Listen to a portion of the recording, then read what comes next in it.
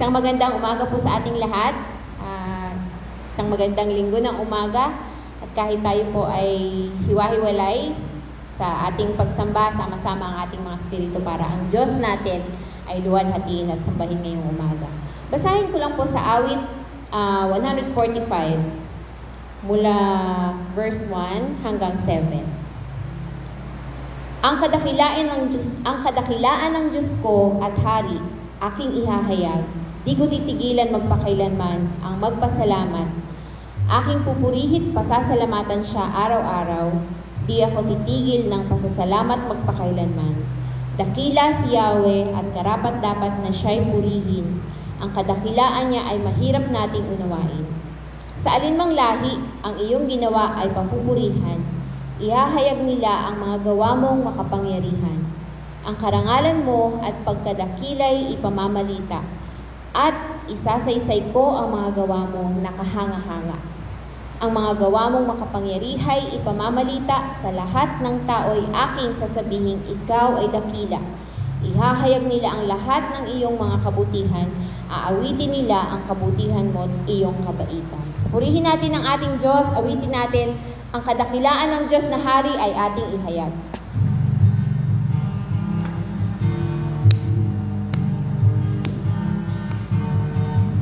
Dakila ng Diyos na hari, aking ihahayag. Magpakailanman ang awit ay magpasalamat sa iyong ginawa, makapangyarihan mong gawa. Sa alinmang mga lahi, kadakilaan mo'y makikita. Kahanga-hanga mong pagkilos, aming inaasam ang iyong ginawa, makapangyarihan mong gawa. Pupurihin ka, sa iyo ay sasamba, walang hanggang pag-ibig mo'y maranasan. Ikaw ang aming dakilang Diyos, sa lahat ay hahayag, katapatan at kadakilan mo, Jesus. Kadakilan ng Diyos na hari, aking ihahayag. Magpakailanman ang awit ay magpasalamat sa iyong ginawa, makapangyarihan mong gawa.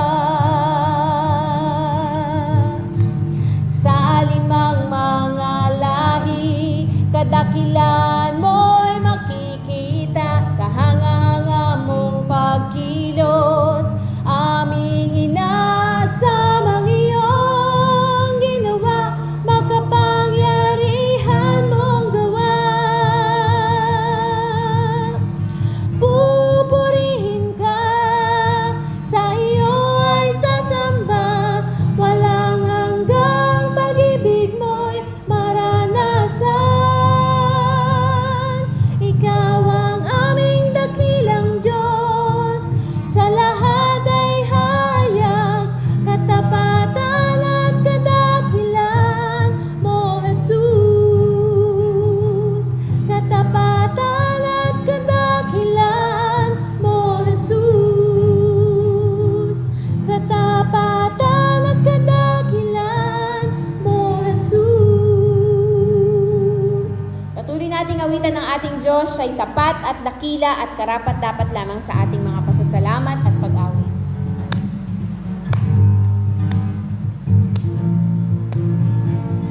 Kung aking mamasdan ang kalawakan, hindi ko maunawaan ang iyong dahilan kung bakit ako'y pinili mo't inalagaan.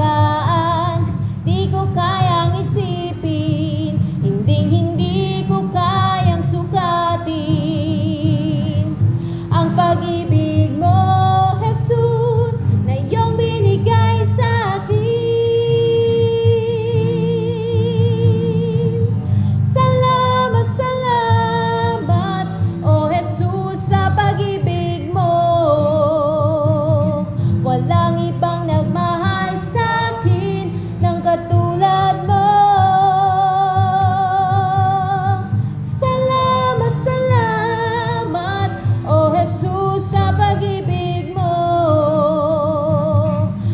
Ako'y magsasaya sa piling mo.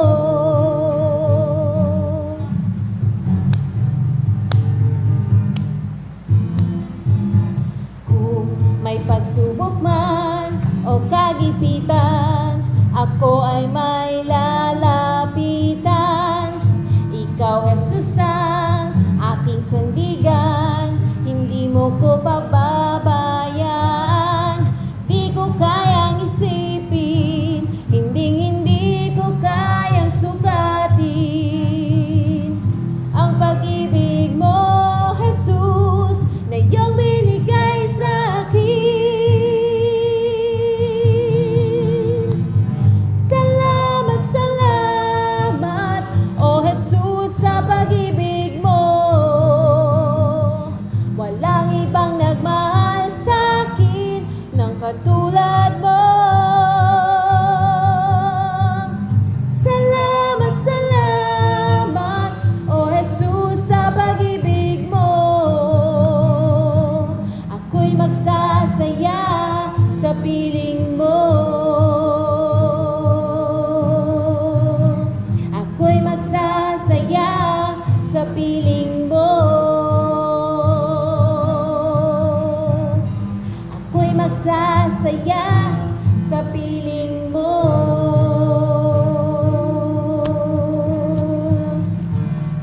Dakila ka, O aming Panginoon. Salamat na ikaw ang source ng aming joy, Panginoon. Nasa kabila ng mga maraming nangyayari sa paligid, sa aming mundo, sa aming buhay, Panginoon, hindi kami nawawala ng dahilan para maging mapagpasalamat, magsaya, dahil kami ay kinukupkup mo at kami nasa iyong piling. Dakila ang katapatan mo, aming Panginoon, kailanman hindi mo kami pinababayaan. Nais ka namin patuloy na purihin sa aming mga awit ngayong umaga.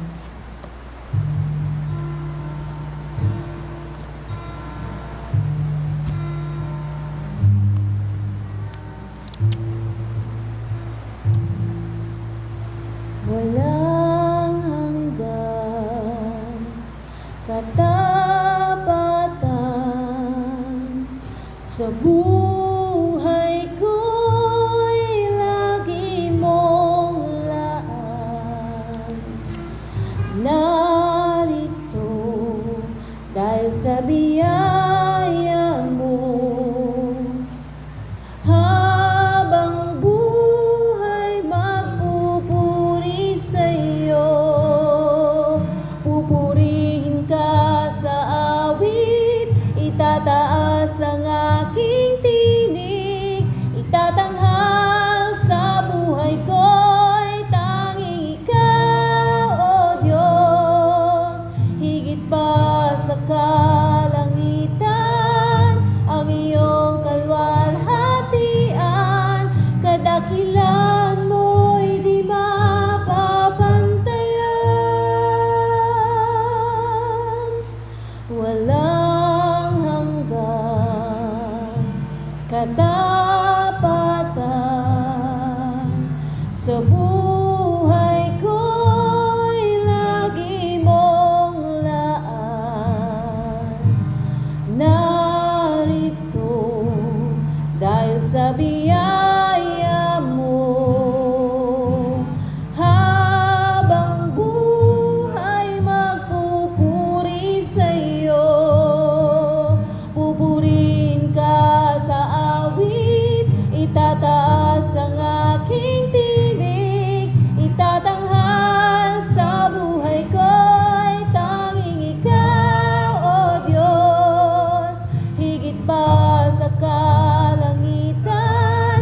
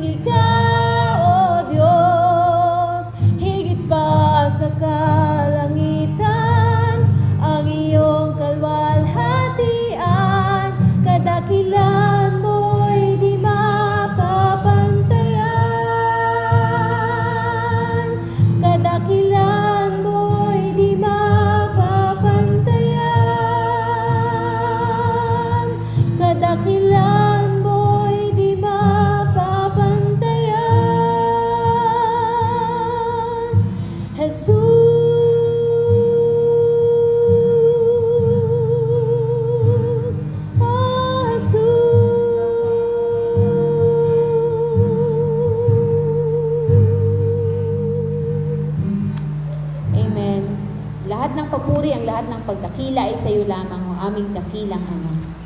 Amen and amen.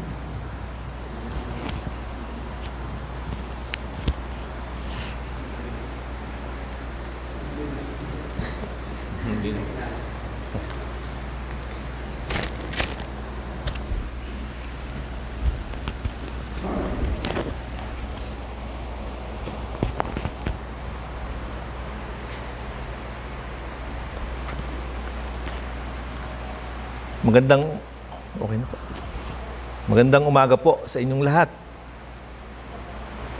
Minsan parang ang hirap magsalita pag walang kausap, ano ho. Pero dapat po tayong masanay kasi ito yung panahon na nasa pandemic po tayo. Kailangan po nating maranasan kahit na ganitong sitwasyon yung biyaya na mayroon po ang Panginoon sa buhay po na mayroon tayo. Ating pong paksang tatalakayin sa umagang ito may kaugnayan po doon sa pagpapatuloy po natin sa ating paksayo pong Living in the Holy Spirit Power. Pamumuhay sa kapangyarihan ng banal na Espiritu. Ang ating pong text makikita po natin sa aklat po ng Gawa, Kapitulo 5, talata pong 1 hanggang talatang 11. Basahin ko lang po ulit. Gawa, Kapitulo 5, talata pong 1 hanggang talatang 11. Mayroon namang mag-asawa na nagbili rin ng lupa. Ananias ang pangalan ng lalaki at Sapira naman ang babae. Binawasan ni Ananias ang pinagbilhan, kaalam ang kanyang asawa, at bahagi lamang ang binigay sa mga apostol. Kaya't sinabi ni Pedro, Ananias, ano't napadaig ka kay Satanas at nagsinungaling sa Espiritu Santo?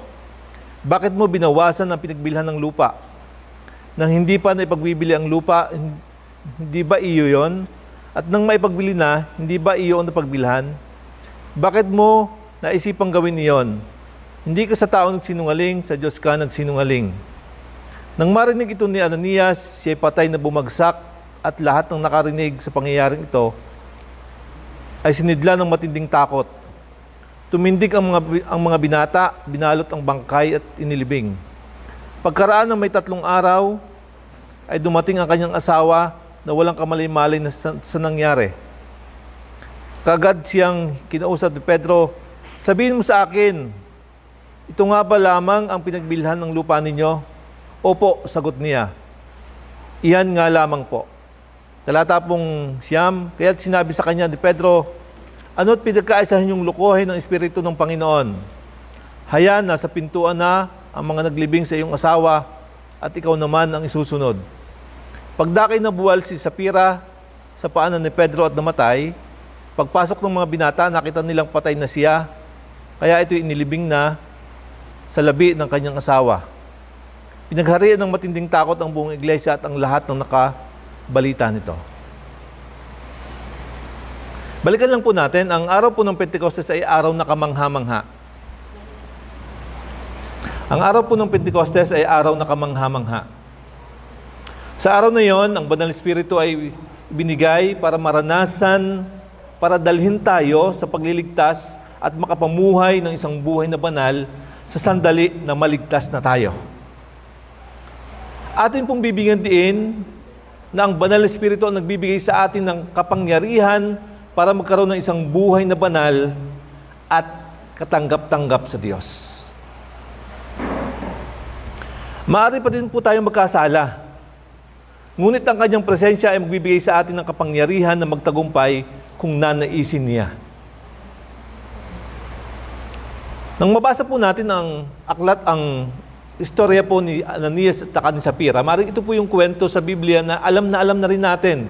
Maring 1, 2 beses, 3, 4, 5, napakarami pong beses na narinig na rin natin ang mensahe tungkol dito.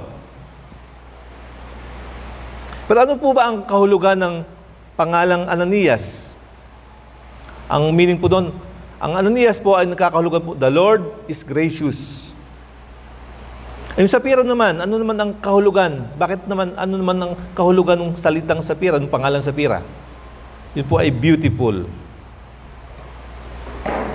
Kaya ang mga pangalan po natin ngayon, kinukuha sa iba't ibang mga kaparaanan, Ano po, may mga bagay na kinukuha po natin mas maganda, mga biblical na mga pangalan.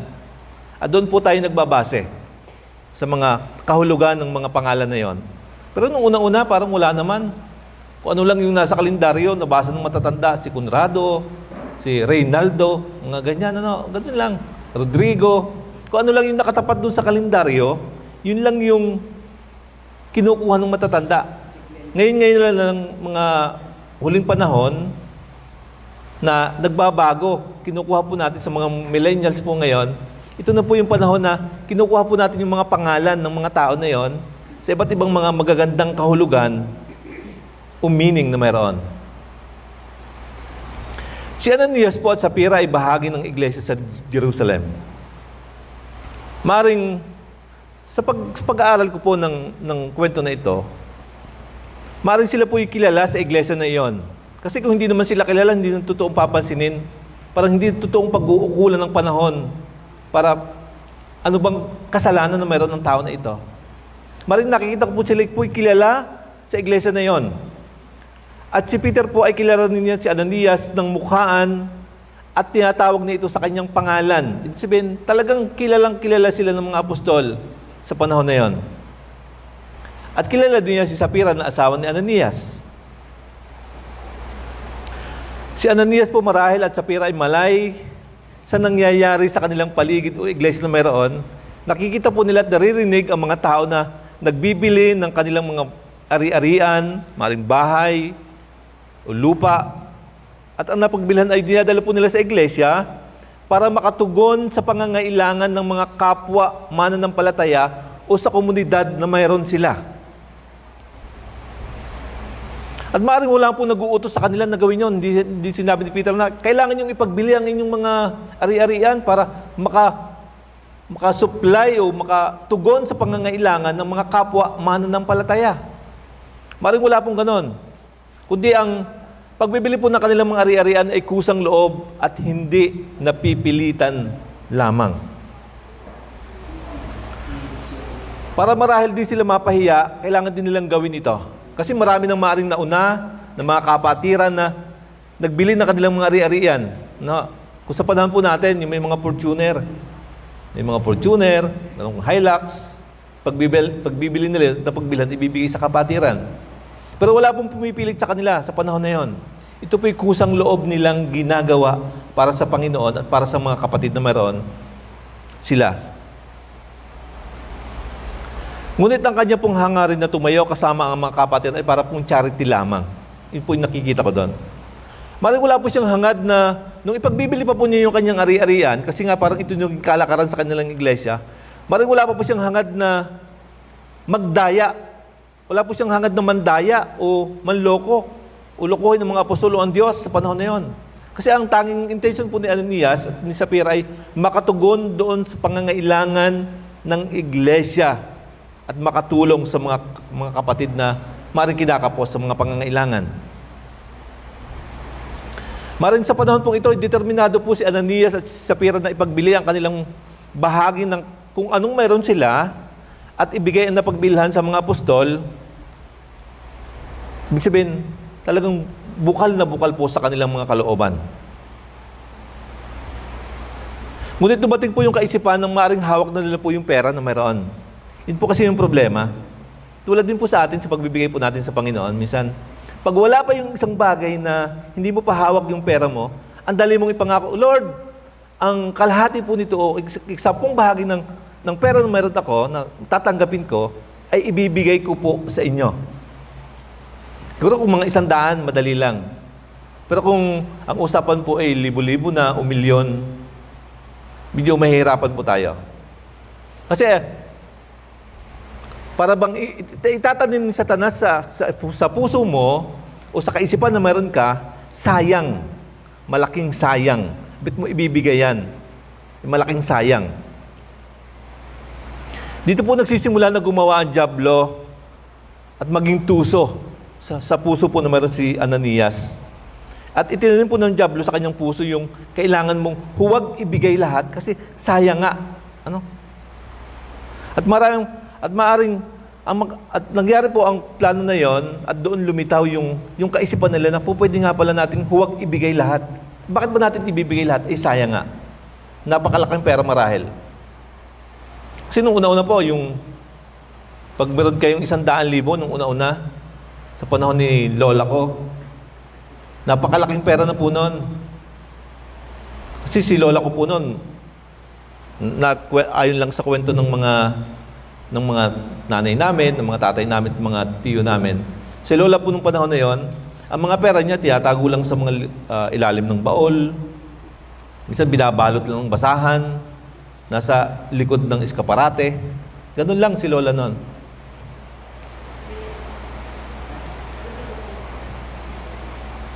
Kaya marahil, nung mahawak na po nila yung napagbilhan doon sa ari-ari, ano meron sila, nabuo po yung plano nila na ganito.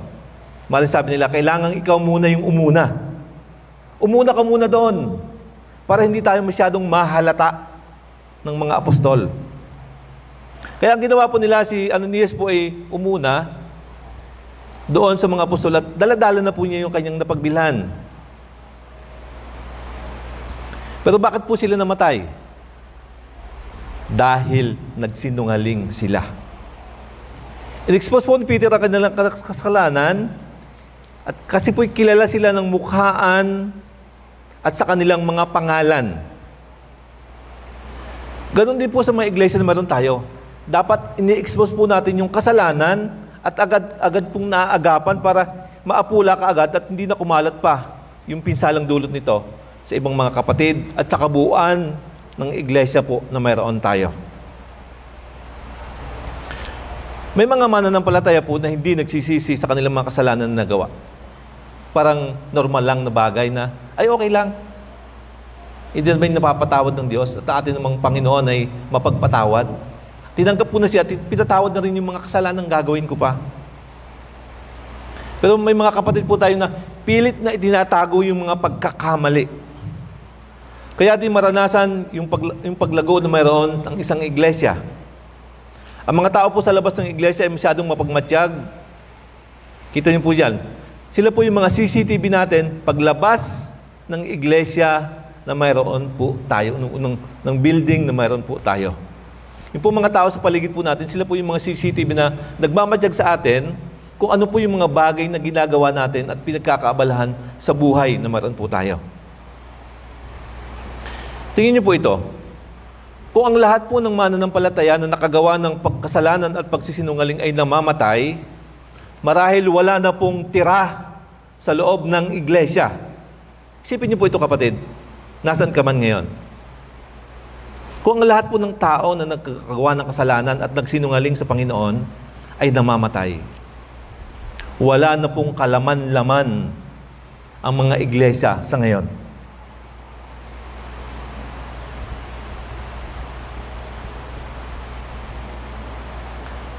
Maliwanag po sinabi ni Peter, Ananias, bakit hinayaan mong punuin ni Satanas ng kadayaan ng iyong puso? Bakit mo hinayaan na magsinungaling ka sa banal na espiritu na tinanggap mo na? Sabi po niya, kung ito ay hindi mo ipinagbili, sa iyo pa rin ito. Ngunit dahil ipinagbili mo na ito para sa pangangailangan ng iglesia na mayroon, ang iglesia na ang bahalang mamahala sa kung magkano ang bagay na ito at kung papaano itutulong sa pangangailangan ng iglesia sa kabuuan. Bakit hinayaan mo na magkaroon ka ng pag-aalinlangan sa iyong puso?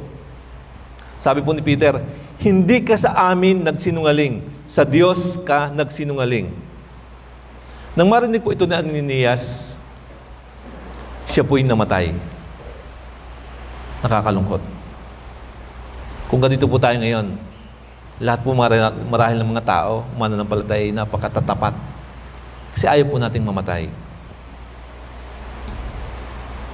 Pero sundan po natin, sa talata 7 hanggang 11 ng ating pong text, makikita po natin doon, pagkaraan ng may 3 oras ay dumating ang kanyang asawa na walang kamalay-malay sa nangyari.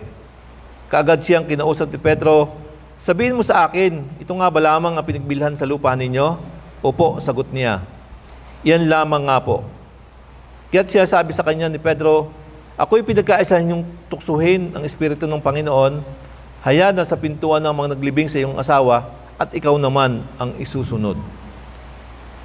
Kita niyo po yon? Dahil po dun sa nabuong plano, marahil nung hawak na po nila yung salapi na meron sila, parang nagkaroon na po sila ng plano ngayon. Umuna-muna si Ananias, tapos pagkatapos ng 3 oras, si Sapira naman.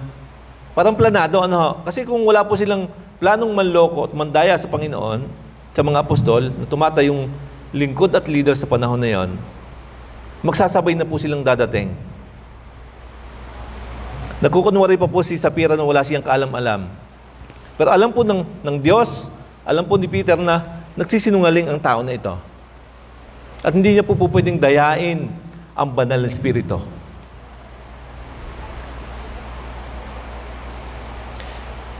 Hindi ko po alam kung pagpunta po ni Ananias doon kay Peter para ibigay yung pinagbilhan ng lupa, hindi ko po alam kung na-realize nila sa kanilang mga puso na dinaya sila ni Satanas. Hindi ko rin po alam kung na-realize po nila na sila'y nagsisinungaling sa banal na espiritong nasa kanilang buhay. Kung titingnan po natin ang tagpo na yon, ano ba talagang nangyayari at naganap? Alam natin marahil na din naman pinapatay ng Lord ang sino mang nagsisinungaling on the spot tungkol sa pagkakaloob, di po ba? Ganyan din tayo minsan. Kita nyo, sa panahon na tayo po'y naghahandog sa Panginoon, hindi po natin naibigay yung para sa Panginoon. Tayo po ba'y nabubuwal pagkatapos at namamatay? Hindi naman, di po ba? Sa panahon po natin ngayon. Marami po nagkukumit sa pagbibigay at tapos ay ditutupad, subalit hindi po sila namamatay. Kung titingnan po natin, ang pangyayari po ito ay may pagkakahawig sa insidente na naganap po sa Lumang Tipan. Ang istorya po sa aklat ni Joshua. Maalala po natin ang istorya ni Akan. Nang Israel po ay manalo sa isang malaking labanan na kanila pong pabagsakin ang Jericho. Ngunit pagkatapos po ng pangyayari na yon, ang Israel po ay sumira po sa tipan nila sa Diyos. Kasi sabi ng Diyos, huwag kayong kukuha ng kahit ano doon sa lugar. At huwag ninyong iinteresin o nanakawin o magkakaroon kayo ng intensyon na kuhanin yung mga bagay na hindi naman talaga sa inyo. At dahil doon po, ang bayan po ng Israel ay nalubig ng maliit na bayan ng Ai. At ang mga Israelita po ay lubhang nagtanong, bakit nangyari sa atin ito? Ay yung Jericho na napakalaki ay napagiba natin, pero itong maliit na bayan lamang na ito, o bansa na ito, ba't hindi po natin kinaya? Anong problemang mayroon? At sa direksyon po ng Diyos kay Joshua, bilang isang leader, nagsimula po siyang mag-imbestiga para malaman kung bakit ipinahintulot ng Diyos na sila'y matalo sa labanan. At ibinigay po ng Diyos kay Joshua yung kaisipan at karunungan kung paano hahanapin ang dahilan ng kanilang pagbagsak sa pakikipaglaban na yon. Pinakita po ng Diyos kay Joshua mula sa lipi ni Juda, apo sa tuhod ni Sera, apo ni Sabde at anak ni Carme. At si Akan po ay lumabas doon. Siya pong dahilan kung bakit bumagsak at natalo sila sa pakikipaglaban sa isang maliit na bansa o bayan na lamang.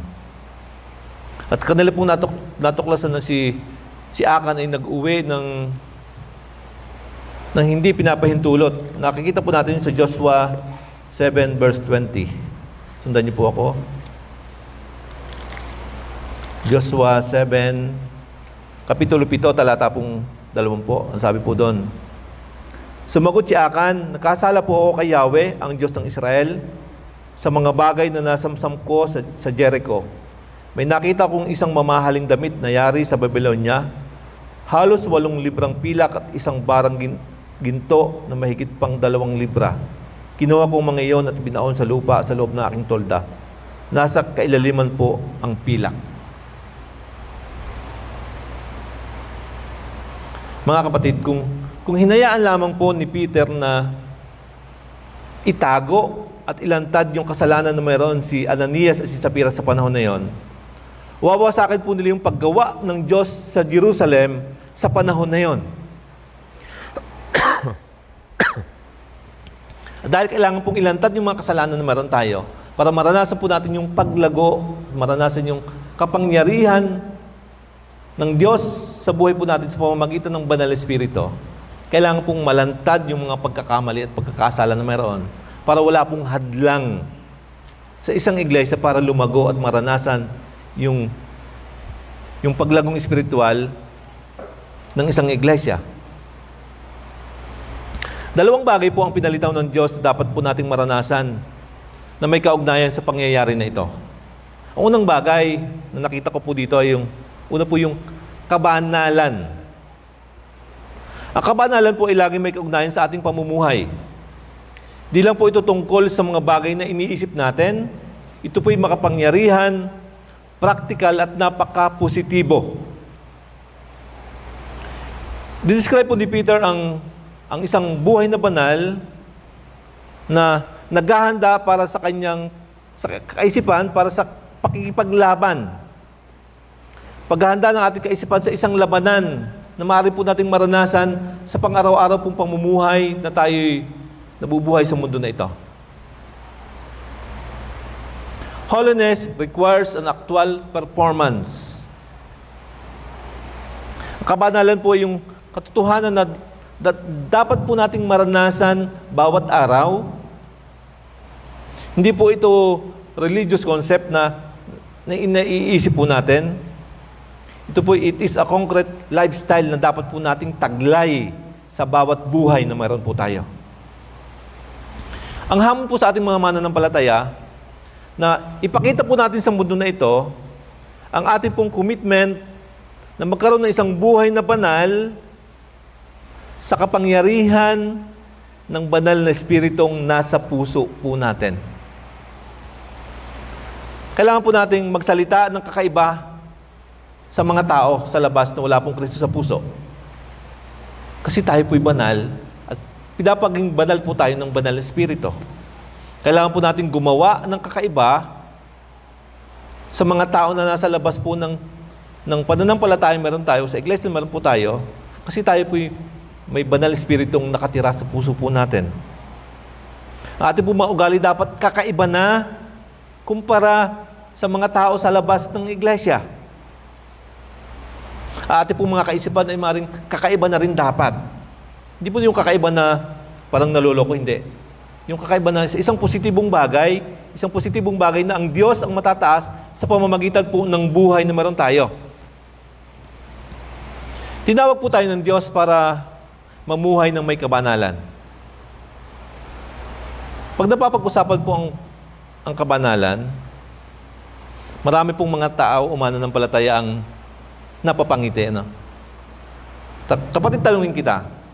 Pag sinabi sa iyong, kapatid, ikaw ay banal. Minsan, parang nakakahiya. Ay, hindi ako yan. Parang medyo nahihiya po tayo. Hindi ako yan.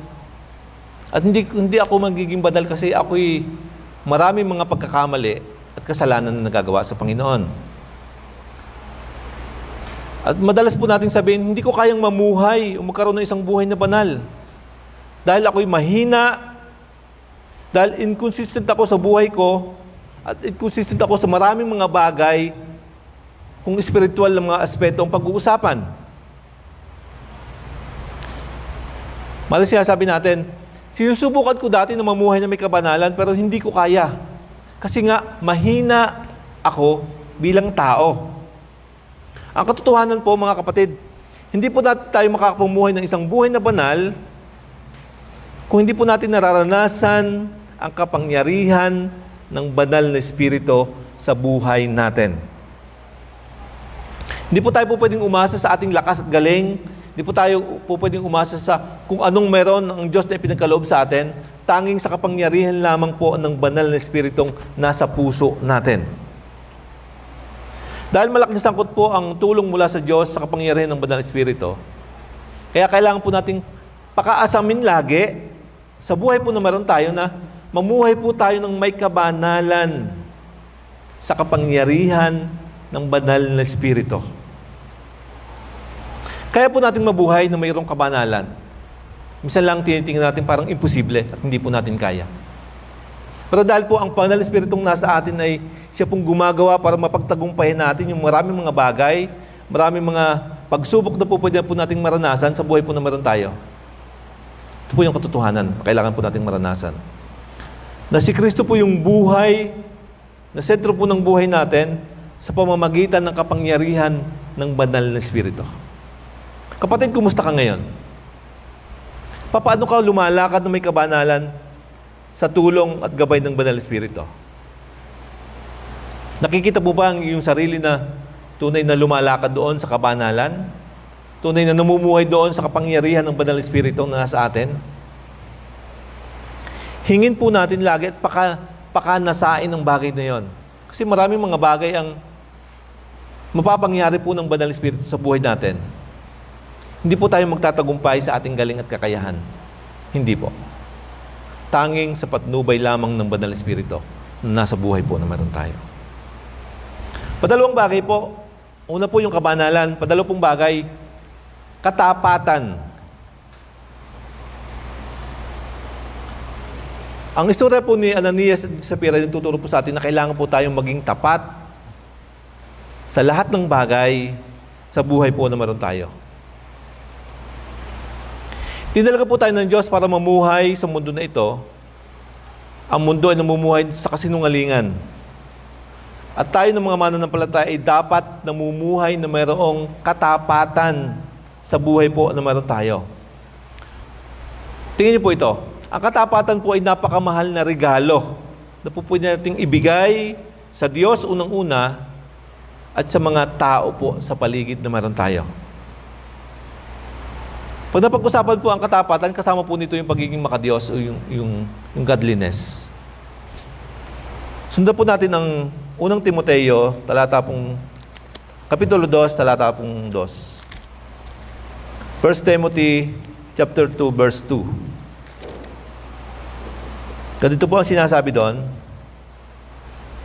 Gayon din ang gawin ninyo para sa mga hari at mga kapangyarihan upang makapumuhay tayo ng tahimik at payapa, marangal at may kabanalan. Lagi po nating idalangin sa Diyos na sa bawat araw na ibinibigay niyo po sa atin, sa bawat oras na ibinibigay po ng Diyos sa buhay po na meron tayo, kailangan po nating dapat napapractice po yung katapatan na meron. Kahit sa maliliit na mga bagay, magsimula po tayo sa maliliit na mga bagay hanggang doon sa mga malalaking mga bagay. Pag lagi po natin ginagawa ang bagay na ito, magiging normal na pamumuhay na po natin yon sa mga buhay na meron po tayo. Ano po ba ang benepisyo o pakinabang ng katapatan? Yung nakikita po ba tayong pakinabang ng katapatan sa buhay na meron tayo? Ang unang bagay po, pag tapat ka, kontento ka sa buhay na mayroon ka. Yung kakontentuhan, lalabas po doon. Pag yung katapatan po ay laging umiira at dumadali po sa mga buhay na mayroon tayo. Padalawang bagay, yung pong kapayapaan at tahimik na buhay. Pag tapat ka, payapa ka at tahimik yung buhay mo, wala pong gugulo sa iyo. Patatlo, yung mabuting konsensya. Paapat, ang matapat pong tao ay recommended sa responsableng posisyon. Kita nyo, kahit po sa gobyerno na meron tayo ngayon, although marami pong pumapalpak at maraming mga tao na sumasablay, katulad na lang po sa PhilHealth sa panahon ngayon, napakarami pong mga anomalya na lumalabas. Marami pong, kasi ang iniisip po nila yung sariling kapakanan ng mga tao na nilalagay po doon. Pero kita nyo, kahit sa buhay po naman tayo ngayon, pag may mga tao kang laging nakakasama, alam mo kung sino yung tao na ang katapatan ay talagang litaw na litaw sa kanyang buhay. Kita po natin yon. At dahil, kahit po sa akin, personal, kahit sa bukid po ako, nakikita ko po yung mga tao na parang yung tapat sa iyo, sa mga bagay na simpleng pinapagawa mo sa kanila, lumalabas po yung katapatan nila. At sila po yung nilalagay mo doon sa isang gawain o posisyon na po pwede mong pagkakatiwalaan sa kanilang mga ginagawa sa buhay. Para bang Pag sila ang naroon, nakatayo doon, kahit malayo ka, payapa yung loob mo. Kasi alam mo yung tao na yon, kahit na anong mangyari, kahit sa maliliit na mga bagay, tapat sa mga bagay na ipinapagawa mo.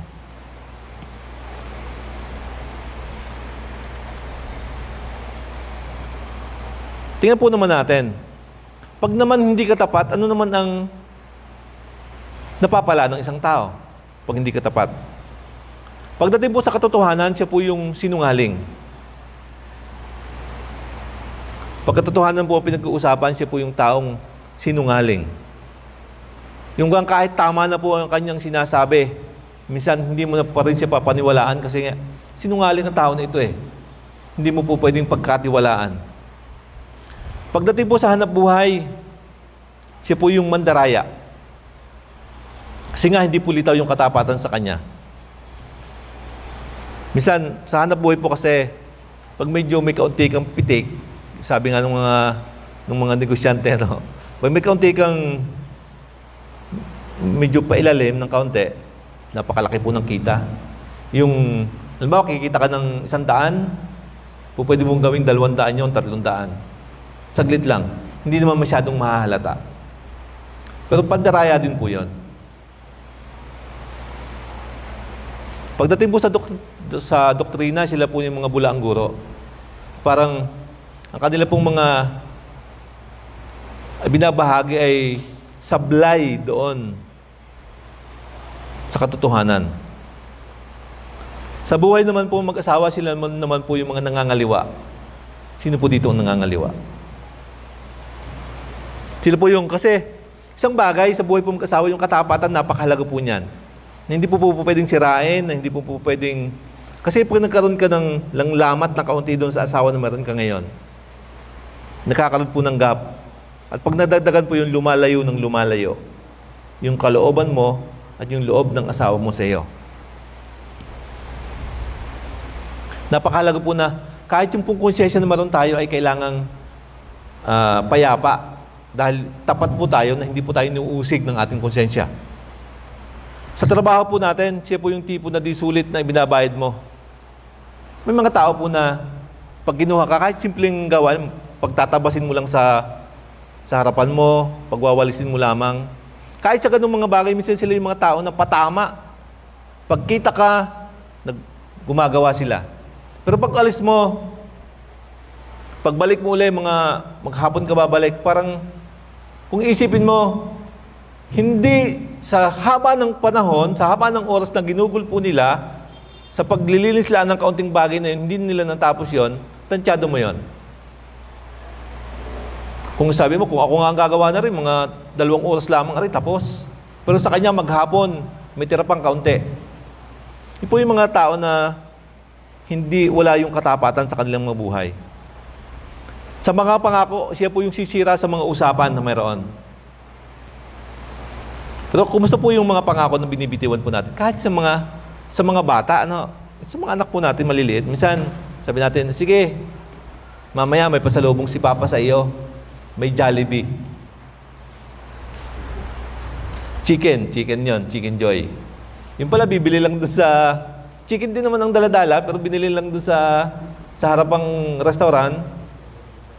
Ibig sabihin, nagyabang ka na rin doon sa anak mo. Kahit po yung mga simpleng mga bagay, na parang hindi po natin nakikita na ito'y talagang nagdadala sa atin doon sa kasinungalingan. Kasi yung pong pagsisinungaling, nagsisimula po sa mga bagay na maliliit lamang, na palagi po nating pinapractice sa buhay po natin. Pag hindi po natin ito nakita, kahit doon sa malalaking mga bagay, pwede po natin itong maranasan at dumali po sa mga buhay natin yung kasinungalingan. Pakinggan niyo po ito. Ang pagiging tapat po ay training at habit. Kailangan po nating laging ginagawa sa mga buhay po na meron tayo at kailangan po nating maranasan yung kapangyarihan po nito sa buhay po natin. May 4 pong bagay akong sinulat dito. Yung katapatan, una, dapat tapat tayo sa Diyos. Gaano po tayo katapat sa Diyos? sa paglilingkod po natin sa Kanya, sa pagbibigay po natin ng kaloob para sa Kanya, gano'n po tayo katapat sa Diyos. Gano'n po yung katapatan na meron tayo sa mga buhay po na meron tayo. Bilang mga anak ng Diyos, bilang mga lingkod ng Diyos na sumasamba sa Kanya sa bawat araw at bawat buhay po na meron tayo. Gano'n po yung katapatan natin sa Diyos. Padalawang bagay, yung katapatan po natin sa ating sarili. Gaano po tayo katapat sa ating sarili? Minsan ba kahit yung sarili mo, kahit hindi ka tapat, naluloko mo na rin yung sarili na meron ka? Pati yung sarili mo, dinadaya mo. Dahil yung kasinungalingan ay talagang litaw na litaw sa iyo. Sinong lulukuhin mo? Hindi ang sarili mo. Kumusta po yung katapatan natin sa ibang tao? Gaano po tayo katapat sa ibang tao? Kung yung sarili mo, niloloko mo, yung ibang tao pa kaya ang hindi mo lukuhin. Mga kapatid, napakahalaga po ng dalawang bagay nito, yung kabanalan at yung katapatan. Kung nararanasan po natin yung kapangyarihan ng Banal na Espiritu sa buhay po natin at ipinamumuhay po natin ito sa bawat araw at bawat sandali na meron ng buhay po natin, makikita po ng Diyos yung isang puso na punong-puno ng pag-ibig, isang puso na talagang handang laging ipagkaloob ito para sa Diyos at gawin yung pinakamabuti para sa Kanya. Sa pamumuhay po natin sa kapangyarihan ng Banal na Espiritu, magagawa po nating managumpay ng tunay at managumpay na huwag magkasala at mahulog sa kasalanan. Nakakalungkot pong makita ng mga mananampalataya sa loob ng iglesia ay patuloy na namumuhay doon sa kasalanan. Minsan ako po sa bukid. Minsan pag may mga ang nagsasabi po nito yung mga tao sa labas, sabi po nila, ang pagkakaiba lang ng mga tao na yan, lagi silang sumisimba tuwing linggo. Pero bukod doon, mas masahol pa sila sa amin. Ako po'y nakakay pong puso'y nasasaktan pag ako po'y nakakarinig ng ganitong mga bagay. At dahil po sa mga pangyayaring yon, kumukunti po ang bilang ng mga tao na gustong maniwala sa Panginoong Hesus. Nais silang maniwala sa Panginoong Hesus, sila naniniwala na mayroong Kristo na namatay doon sa krus. Kaya lang, ayaw po nilang tanggapin yung katotohanan na kailangan nilang maranasan ang bagay na ito sa kanilang mga buhay. Dahil hindi pa lang po sila pumupunta doon sa bahay-sambahan, ay natitisod na po sila sa mga tao, sa mga mananampalataya po, na katulad po natin. Isipin niyo po ito. Sa palagay po ninyo, ano po ang gagawin ng isang kumpanya kung ang kanyang engineer ay nagpuproduce ng mga makabuluhang mga ideas at kalahati lamang po nito ang ibinibigay niya sa kanyang kumpanyang pinagtatrabahuhan at yung kalahati po ay pinagbibili po nila sa ibang kumpanya sa labas. Ito ba'y ayos lamang doon sa manager ng kumpanya na ito? Ano po ang gagawin ng isang asawang babae pag nalaman niya na kanyang asawang nagtatrabaho sa ibang lugar ay may ibang asawa? Pagpunta niya doon at sa sandali nagtatrabaho po siya doon. Ilang iglesia po ang po pwedeng mawasak dahil pinahintulutan po na di magsisi ang mga kasama sa grupo. Ang katotohanan,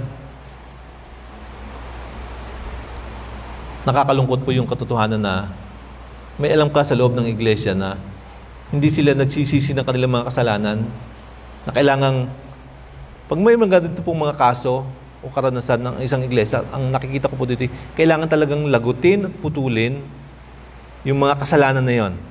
Kasi makakadamage po ito sa kabuuan ng iglesia po na mayroon po tayo. Ilan po kaya sa atin ang magagalit pag pinatay po ng Lord ng isang Ananias at Sapira sa isang pagtitipon po na mayroon tayo?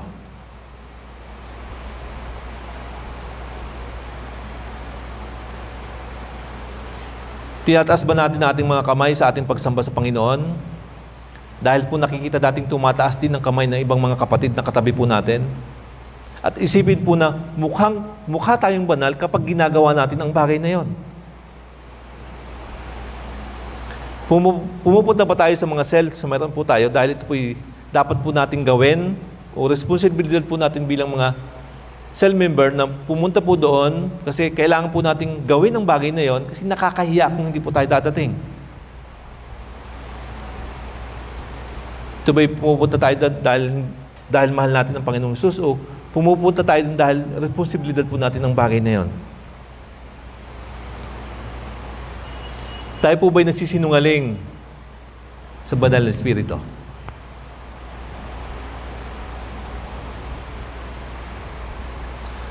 Kung tayo po'y matukso na magkasala, napakahalaga po na malaman po natin at isipin natin, hindi lamang po ang personal na kabayaran sa ating mga kasalanan, kundi isipin din po natin yung dulot sa katawan ni Kristo na ating pong kinabibilangan.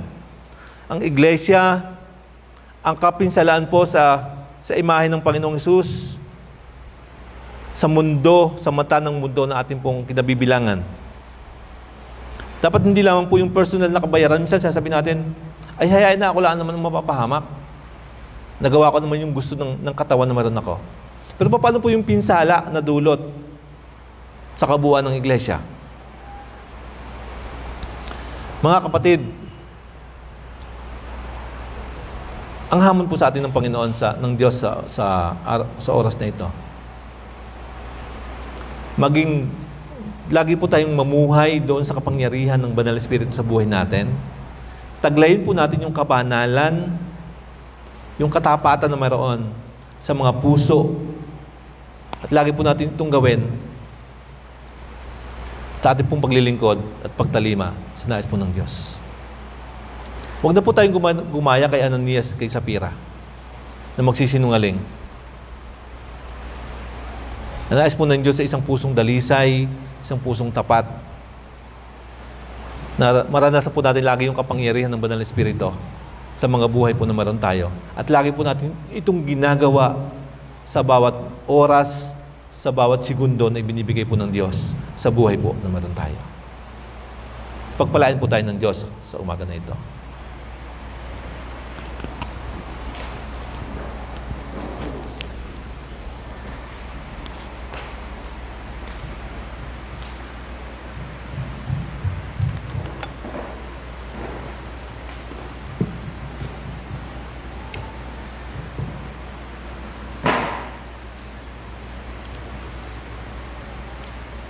Sige, tayo po tumugon. Gawin nating personal na panalangin din ang awit na ito. Sabi, "Come live in me, all my life take over, and I will rise on eagle's wings." Here I am waiting, abide in me, I pray.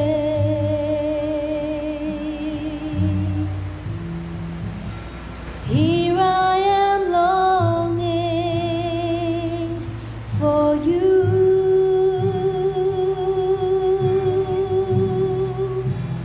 Hide me in your love.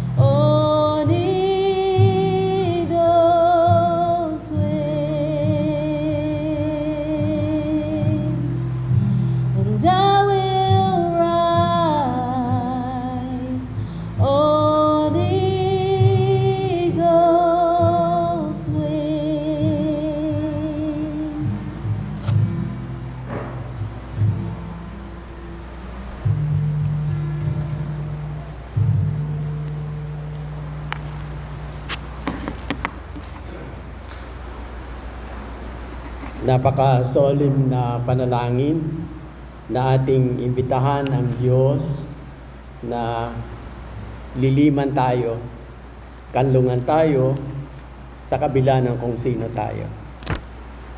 Naway pinagpala po kayo ng Diyos sa inyong paikinig sa mensaheng dinala sa atin ng ating kapatid, Pastor Noel Ortega, ang pastor dito sa CLJC Calapan City. Tayo po'y dadako ngayon sa pananalangin. Unang-una na para sa mga may karamdaman. Sabi nga po ng isang doktor, kung tutuusin, lahat tayo ay may karamdaman. Kaya lamang yung iba'y iniisip nila wala silang sakit ay hindi sila nagpapacheck up. Dahil ang totoo, basta nagpa-check up ka ngayon, sa gagaling ng mga instrumento, makikita natin na mayroon tayong problema sa ating katawan. Patuloy po nating ipanalangin si Brother Steve Cantos sa kanyang maselang karamdaman na ang Panginoon ang kanyang maging kaaliwan at habang may buhay hindi tayo tumitigil, hindi tumitigil ang ating pag-asam na siya'y patuloy na pagpapalain ng Diyos at dadagdagan ang kanyang buhay. Ganun po si brother namin at brother nating lahat, Brother Eliseo Ortega, na siya ay dagdagan din ng Diyos ng kalakasan at kalusugan sa kanyang karamdamang dinaanan. Ilang araw lang ang nakalilipas. Sa bagay siya ay maedad na, pero pwede pa rin gawin pagpapala ng Diyos ang isang tao sa atin sa kabila ng kanyang edad. At ang ating panalangin ay bigyan pa siya ng Diyos. Kasi panalangin ko po na siya umabot pa, lumampas pa ng kanyang birthday, November 88 na siya, para abutin niya yung edad ng aming nanay. Kasi sa klase ng pamumuhay ngayon, parang yung kagaya namin mahirap na umabot ng ganung edad. So, panalangin natin. Ang ating bansa, isama po natin sa panalangin na patuloy gabayan ng Diyos ang ating mga pinuno ng pamahalaan. Minsan tayo nadidismaya pero wala tayong magagawa kasi sila yung ating mga pinuno at ang ating katungkulan ay ipanalangin sila. Kahit po yung mga tagapamahala ng mga pondo ng pamahalaan kagaya ng PhilHealth na hindi natin alam ay mga 2,000 pa lang o matagal na ay talagang malaki ang nawawala sa kabanang bayan. Pero hindi alam hanggang sa ngayon. At ito'y nagpapasalin-salin sa iba-ibang mga pangulo ng bansa. Sana sa panahon na ito'y magkaroon ito ng wakas. Sige po, tayo po ay manalangin. Amang banal, kami po ay nagpapasalamat na ngayong umaga pwede kaming manalangin para sa aming bayan. Alam po namin, Panginoon, na hindi lahat ng katotohanan patungkol sa COVID-19 ay alam namin at ipinapahayag sa amin. Alam din namin po na sobra kaysa dapat ang naging takot ng mga tao sa karamdaman na ito. Dahil kung tutuusin ay maraming ibang mga sakit na mas marami ang pinatay at patuloy na pinapatay, hindi lang ipinapaalam sa amin. At ang mga namamatay lang sa COVID ang naibabalita sa amin. Panginoon, nagpapasalamat po kami na pwede namin dalhin sa iyo ang kabigatan na ito sapagkat ang karamdamang ito hindi lamang mga katawan ang napipinsala, kundi ang kabuhayan ng mga tao. Amang banal, salamat po. Lulukuban ninyo ang buong mundo, pero higit sa lahat, ang Pilipinas ngayong panahong ito. Gusto po naming makita na malaya kaming tunay sa takot, malaya sa karamdaman, at nabibigyan ng tamang gamot yung mga tao. Kami po ay nalulungkot kung bagaman at scientifically merong mga paliwanag patungkol sa mga bakuna, ngunit kung ito yung hihintayin na marahil ay mga 2 taon pa para ma-perfect, Panginoon, sa iyo namin sinasalali ang lahat, lalo na kami na iyong mga anak. Patuloy namin ipinapanalangin ang lukob mo sa buong komunidad, lalo na sa amin sa Community of the Lord. Patuloy namin ipinagpapasalamat na hanggang sa ngayon, kami po ay walang nababawas dahil sa sakit na ito. Kami patuloy mong iniingatan at pinagpapala at nagiging innovative ang aming mga kapatiran maging sa mga paghahanap buhay. At alam namin, Panginoon, ito'y dahil sa iyong saganang pakikialam sa kalagayan ng iyong iglesia at papasalamat kami ibinilang mo sa kanila. Amin nga pong panalangin na kagaya ng hamon ng mensahe ngayon, maging matapat kami sa inyo sa lahat ng aspekto ng aming pamumuhay. At huwag kaming tumulad sa naging pangit na patutuo na mag-asawang Ananias at Safira. Panalangin po namin na kami tunay na maging tapat sa iyo, hindi lamang sa panlabas, kundi doon sa panloob na hindi talaga nakikita ng mga tao. Panalangin po namin ang mga kapatid naming may karamdaman. Salamat sa patuloy mong paghipo kay Brother Steve upang dagdagan ang kanyang kalakasan. At Panginoon, kami sama-sama nagkakaisa na hilingin na kahit yung mga bahagi ng kanyang katawan nawari hindi na gumagana para sa kanya, ay iyo pong alisin at palitan mo ng mga bagong cells na magbibigay ng kalakasan sa kanyang katawan. Ganon din po sa kuya namin, aming panalangin ang kalusog at kalakasan ay maranasan. Iyo pong hipuin yung kanyang kagalingan sa kanyang puso.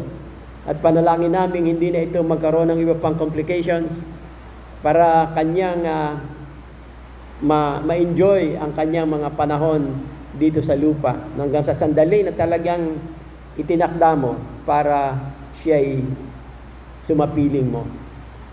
Panalangin din namin yung pang may karamdaman kasama na ang aking may bahay at ang iba pa na alam kong meron ding mga karamdaman, hindi lamang po na ipapaabot sa amin ang iba. Ang iba ay hindi na namin matandaan yung mga request at ano ang estado, ngunit kami na nanalangin sila saan man naroon sa sandaling ito, iyong hinihipon ay mapagpalang kamay at tunay mong pinapagaling. Kami naniniwala na hanggang sa panahon na ito, kay patuloy na gumagawa ng mga himala at patuloy niyong kayang pagpalain ang inyong bayan. Salamat po ng marami, Panginoon, sa kilos mo sa aming mga buhay.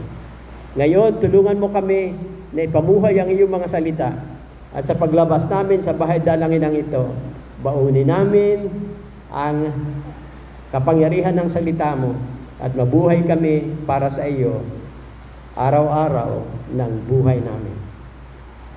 Ngayon, pagpalain mo po kami ang pag-ibig ng aming Panginoong Hesukristo, ang dakilang biyaya ng aming Panginoong Hesukristo, ang saganang pag-ibig ng Diyos na makapangyarihan, amang makapangyarihan, ganon din ang patnubay at kaaliwan ng banal na Espiritu ay sumahani sa aming masagan. Amen.